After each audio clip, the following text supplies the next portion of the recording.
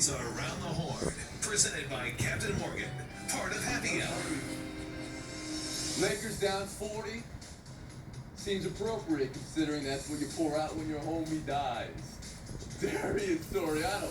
Points for you, points for everybody. That was 48. 40 for Kobe Bryant. You expected this all along. I mean, what suddenly was supposed to happen? I mean, the coach did the best he possibly could do with those young players, and that's what you might expect from the Lakers. We just think more of the Milwaukee Bucks and the Denver Nuggets doing this, not the Los Angeles, the heralded Los Angeles. You brought up the Lakers draft pick. They have a top 3 protected pick, so they want to be 1, 2, or 3. If not, see you later. Alisha, join us.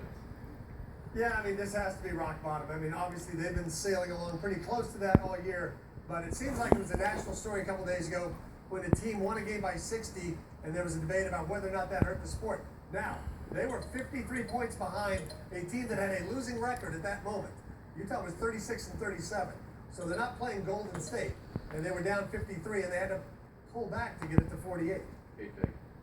It's got to be rock bottom when the guy you're doing the tribute tour for is minus 43 when he's on the court. Considering that in January they lost to this Utah team by 27 one night after losing by 18 and one night before losing by 17. I mean, this whole year, when you add in the variable of not just having a bad roster, but a bad roster with a tribute tour where you have to get a guy out there that you probably wouldn't play the kind of minutes that you normally play, and this is what you end up with. Woody, you want to make your case again? Go ahead.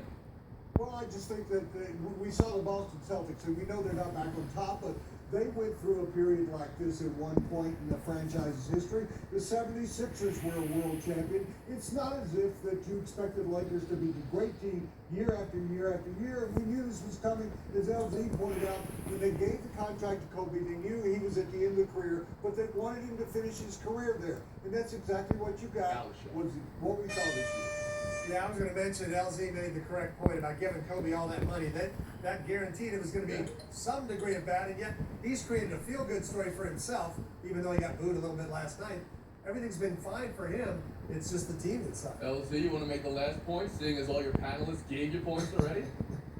Well, I think the other thing that we need to talk about is the fact that this is also a good sign for the Utah Jazz. This is a young team. We're focused on the Lakers because the Lakers are the Lakers, but this is a young team that's fighting for a playoff spot, and they did what they were supposed to do, which is a sign of progress.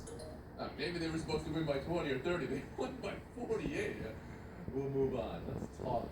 But the comparisons have finally arrived at Steph Curry. 29 points per game this tournament. That's as far into the tournament since Steph.